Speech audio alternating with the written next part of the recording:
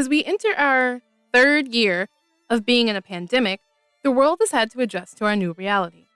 Some think this adjustment is temporary, while others think this is the new normal. Hey everyone, it's Taikira, creative editor right here at Mildsauce. We invited 5 multimedia journalists to create podcasts in response to this season's theme, Back to the Normal. Today, we're following Jubriel. He speaks to a group of people who are no strangers to having to abandon their sense of normalcy as they left their home countries years ago. Here is The Art of Transition, Culture Shock and Community. Hey there, this is your host, Jubriel Chaparro. Change is something that everyone has to deal with within their life, whether it be moving schools, being surrounded by new people, or even growing up. Though I've been through most of these examples of changes, none of them affected me greatly. That is until the COVID pandemic and the quarantine life that came with it. It changed my whole lifestyle and even my mental state greatly. How did people adapt to such a massive change in life? Today, we will figure out what some people did to adapt to a similar life-changing event, moving to a new country.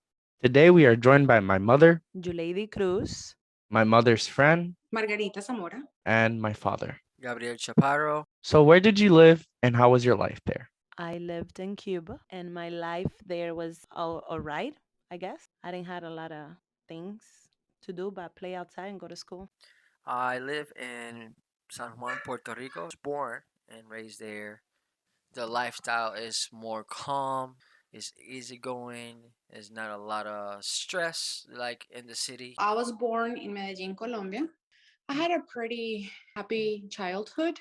How was your neighborhood and what was considered normal while you were living there? The neighborhood was dirty, a lot of flies, stinks because they don't keep it clean. Everybody's kind of like hustling, living life to life with whatever they can get and hustle. And that was due to being a communist. Yeah. Normal over there was the neighborhood was more connected. You will see all the kids outside, especially because it's a warm weather all the time.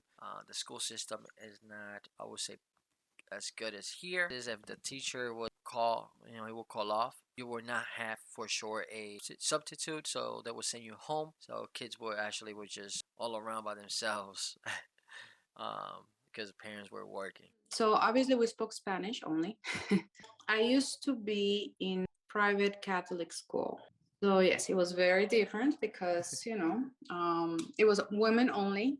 One of our studies was also like the Bible. So that's what was different for me. PubMed explains that culture shock, quote, affects people intellectually, emotionally, behaviorally, and physically, and is categorized by symptoms of psychological distress. United States, it was a huge change for me. I came to United States in 1994. I was 14 years old, didn't know the language, culture. It was kind of like a shocker. Everything smelled pretty. We couldn't understand anything that people were saying. Actually, I handled it quite well just because my parents they were very strict. They wanted to be like a good example. Even though we were poor, my parents always encouraged us to grow and to go through the struggle together. To me, it was very rough. Well, one, I didn't speak English. And also the school was public with boys and girls. And I have boys as friends in Colombia, but we were not in school. And when it's just girls in Colombia, like you don't care. Huh?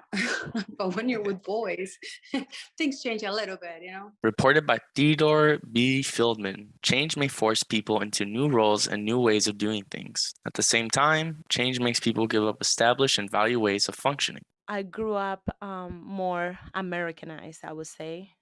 Right away, I learned how is so different from here. The freedom of speech, the way you express yourself. Anything you want to be anything and do anything, you have the opportunities to do it if you really want to. It was way different than when I was in Cuba. In Puerto Rico, it was more like a calm way to live. I was actually struggling in school. And when I came here, for some reason, everything clicked. I started doing good in school. I started seeing their school system was a little bit less strict than Puerto Rico. The climate actually it was something that is a big change. To start walking down the snow and the cold. Yeah, it put my feet on the ground. When I was in Colombia, I didn't know the value of, I guess, of money, because we had a good life economically, and I had it. I had everything, and we came here, and it's like, okay, it's time for you to cook, and we have to clean, and we have to do this, and earn the money and work. It's different. So yeah, it changed. It put my feet on the ground. Appreciate everything, every single person, the person that cleans, the person that cooks, everything. ERM Academy explains that adaptability expands your capacity to handle change, no matter how serious it may be. It took me into high school to finally feel comfortable. When I came to United States, I was in sixth grade. So from sixth grade all the way into senior year in high school, that's when I totally can say that I felt confident. I learned my English better. I learned how to read it, write it, communicate it better. I felt more American, I could say, for me to start my career and do something for my future and myself. Uh, it was not easy to get used to it. But if I could give just a way to do it, it will be just you have to be open mind to the changes, knowing that you're gonna be here. It could be for the rest of your life or a couple of years, but you still have to come with an open mind and embrace the culture of that place. I started learning the language and making friends. Once I started learning the language and making friends and going out, and I started to love it. Now it's, yeah, now I wouldn't change it. Finally, New York Times explained that there have been 1.8 million COVID cases, with the pandemic and quarantine changing people's lifestyles massively. What advice would you give them to handle this change in a healthy manner? This has been a change, it has been, but I have not let it get to me. I become more strong minded. I adapted it, I guess, easy because maybe it helped that prior to this, I went to a different change in my life. So now it doesn't affect me so much. So, what I would say to them is not to take it so personal. Just take it as this is temporary. Eventually, we're going to be back to normal and everything is going to be the way it was. My advice will be like get more together with your family, get to know them.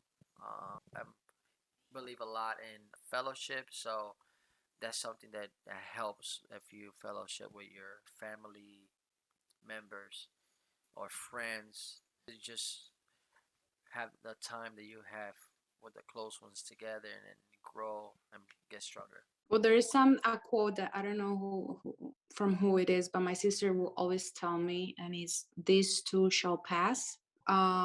We just have to learn. Everything happens for a reason, and there's something that we must learn from it. If we don't learn from it, it's going to repeat over and over and over. So we need to know what is our lesson, and it will pass. It will pass. We'll go back to normal, or a new normal. Maybe no more masks. Something is, we must learn something from this. It's going to pass, and it's going to be for our better. Maybe we're going to appreciate more other people. Unfortunately, the CDC has reported that on January 5th, 2022, 705,264 new COVID cases were reported based on the new Omicron variant. It looks like we are not done experiencing massive life changes yet. However, know that there's always a way through these unexpected obstacles, just like these three people accomplish and continue to do to this day. To follow the next story in the series, go to mildsauce.org. Mildsauce is affiliated with Street Level Youth Media, and Street Level is a program of Urban Gateways.